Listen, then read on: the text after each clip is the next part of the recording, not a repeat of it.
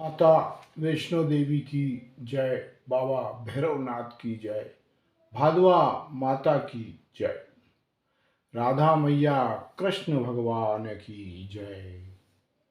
आप सभी को मैं प्रणाम करता हूँ। माता वैष्णो देवी को प्रणाम करता हूँ, भादवा माता को प्रणाम करता हूँ, बाबा भैरवनाथ को प्रणाम करता हूँ, राधा मैया को प्रणाम करता हूँ, कृष्ण भगवान को प्रणाम करता हूँ। यशोधन ज्ञान सागर चैनल आपका स्वागत करता है। भाइयों बहनों, बुजुर्गों, माताओं, आप सभी को मैं प्रणाम करता हूँ। मेरे नौजवान साथियों, आपको भी मैं प्रणाम करता हूँ। और यह वीडियो आगे बढ़ाता हूँ। पटल पर जो कर्क राशि नौवा शुक्र 15 फरवरी से 12 मार्च 2023 तक कैसा फल देगा, इस संबंध में मैं आपको विस्तार से बताने जा रहा हूँ। लेकिन उसके पहले मेरा ये धर्म है कि मैं जो मुझे जानकारी है, जो मुझे ज्ञान है, उसके जरिए आपके घर में भी कहीं केले का पौधा लगा हुआ तो नहीं है। देखें, आपके घर में यदि केले का पौधा घर के बाउंड्री के अंदर लगा हुआ है तो उसको आप तुरंत निकाल दीजिए। छत पर कुंडे में लगा है तो उसको आप हटा दीजिए। केले का पौधा घर के अंदर बाउंड्री वॉल में छत के ऊपर नहीं होना चाहिए। उसका यह रीजन है कि केले का पौधा गुरु को समर्पित है। गुरु बृहस्पति के देवता गुरु, उनको वो केले का पौधा पूजनीय कहलाता है। तो ये पौधा मंदिर में होना चाहिए। केले का पौधा जिसमें केले आते हो वो पौधा। एक दूसरा पौधा, उसको भी केला समझ लेते हैं, उसको भी हटाइए। वो पीला फूल उसमें लाल लाल ऊपर, वो उसको भी आप हटा दीजिए। वो भी केले का पौधा नहीं है, वो भी नेगेटिविटी देता है। ये केले का पौधा भी नेगेटिविटी घर के अंदर आपको नकारात्मक ऊर्जा प्रदान करता है, जिससे आपके घर में परेशानियां बढ़ रही है। आप स्वयं देखें, मैं तो सिर्फ बताने वाला हूँ, माध्यम हूँ। आप स्वयं देखेंगे ये केले का पौधा घर में लगने के बाद से आपके घर में क्या तरक्की हुई।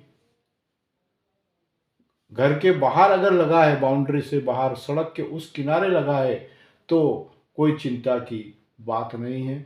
उसको आप रोज जल समर्पित कीजिए। गुरुवार के दिन चने की दाल चढ़ाइए और पीला वस्त्र चढ़ाइए और हल्दी का पाउडर चढ़ा करके उसका सम्मान रोज करते रहें। करना रोज पड़ेगा, जल रोज चढ़ाना पड़ेगा, दीपक गुरुवार के दिन अवश्य लगाना पड़ेगा। घर के बाहर बाउंड्री सड़क के उस पार है, आपके प्लाट के, आपके मकान के बीच सेंटर से सड़क के उस पार है तो कोई दिक्कत नहीं। उसकी पूजा अर्चना आप कीजिए और उसको सम्मान दीजिए। लेकिन घर के अंदर, बाउंड्री के अंदर केले का पौधा होना, यानी कि आपके घर के अंदर दरिद्रता आना निश्चित है। इसलिए मैं जोर दे के भाइयों बहनों, माताओं, आप सभी को, बड़े बुजुर्गों, आप सभी को प्रणाम करके यह कहता हूँ कि यदि घर के बाउंड्री के अंदर केले का पौधा है, बाउंड्री के छत के ऊपर अगर केले का पौधा है तो उसको तुरंत हटा दीजिए। उसको मंदिर में जा कर के ले जाके स्थापित कर दीजिए। और उस केले के पौधों को आप हटाने का समय भी मैं आपको बताता हूँ। सोमवार के दिन आप हटा दीजिए और हटाते ही वहाँ पर तुलसी माता का पौधा स्थापित कर दीजिए। तो आपको कहीं कोई दिक्कत, कहीं कोई परेशानी नहीं आएगी। अपने बाउंड्री वाल से केले का पौधा हटा दीजिए और वहाँ पर तुलसी का पौधा स्थापित कर दीजिए। और तुलसी का पौधा भी कुंडा रूप में स्थापित कीजिए, ताकि फिर अपन उस पौधे को ईशान कोण में बाद में धीरे धीरे ले जा करके बाद में उसको ईशान कोण में अपन रख सकें, तुलसी के पौधे।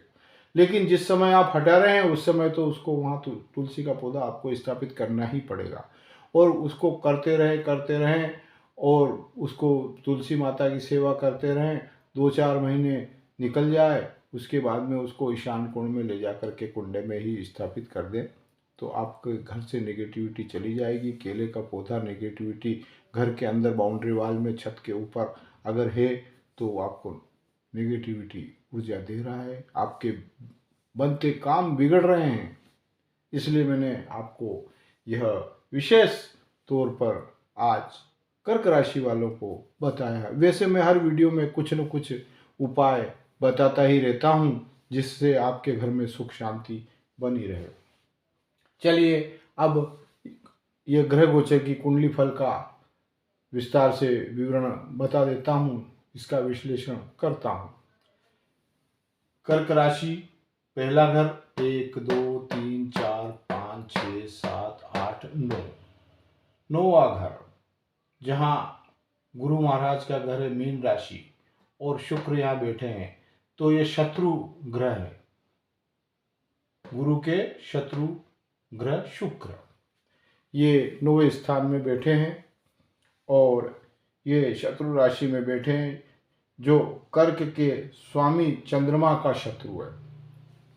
कर्क के स्वामी चंद्रमा है, उनके ये शत्रु हैं। तो ये शुक्र ग्रह का मंत्र है, इसको भी आप पढ़ेंगे, वो विस्तार से बाद में बताऊंगा।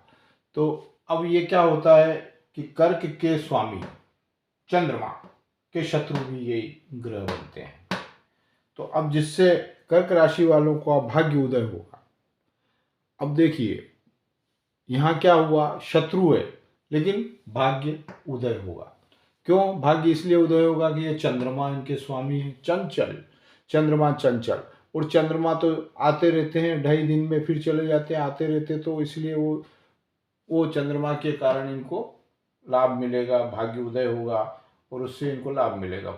हाँ, भाई बहनों संबंध में कमी आवेगी, परिवार के अंदर भाई बहन और अपने परिवार के लोगों के संबंधों में कमी आवेगी, मन मुटाव की स्थिति बनेगी, भाग्य की शक्ति से अधिक भरोसा और सुख का अनुभव होगा। भाग्य की शक्ति में इतनी शक्ति आएगी कि उससे आपको भरोसा हो जाएगा और सुख का अनुभव आपको मिलेगा। यह आपकी कर्क राशि के 9वां शुक्र 15 फरवरी से 22 मार्च तक 2023 तक यह फल देगा। यह 26 दिन का है। 26 दिन आप शांतिपूर्वक तरीके से निकालें और शुक्र के ग्रह से बचे। शुक्र के उपाय, शुक्र ग्रह का मंत्र ओम द्राम द्रीम द्रोम सह शुक्राय नमः। सूर्य उगने के बाद 7 बजे के पहले 10 मिनट 15 मिनट इस मंत्र का जाप करें, बिना गिनती के करें, तो आपको शुक्र ग्रह गुरु की राशि में बैठे हैं, तो ये शत्रु हैं, तो आपको वैसे अनिष्ट तो देंगे नहीं, पर फिर भी आप अगर ये मंत्र का जाप करेंगे तो आपको शुभ फल मिलेगा। ऐसा शास्त्र में बताया है, जो मैंने आपके सामने पटल पर रखा है।